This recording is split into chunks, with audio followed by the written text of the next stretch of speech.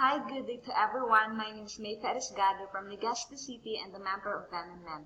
I just want to share my experience in MMM Guider School. Sa una, kinakabahan ako kung ano mangyayari. But nung nag-umpisa na ang mga pagsusulit, sabi ko kakayanin ko to. Bakit?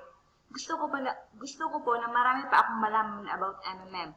Sabi kasi ng iba, ang MMM is a mutual aid fund and a social financial network. A donation exchange which is kailangan mo na i-donate ay spare money lamang. At ang alam lang din ng iba ay kung paano mag-provide help at get help. Minsan kasi, di na nila ay naalam kung paano ito magsimula at kung ano ang rason kung bakit ito tinatag.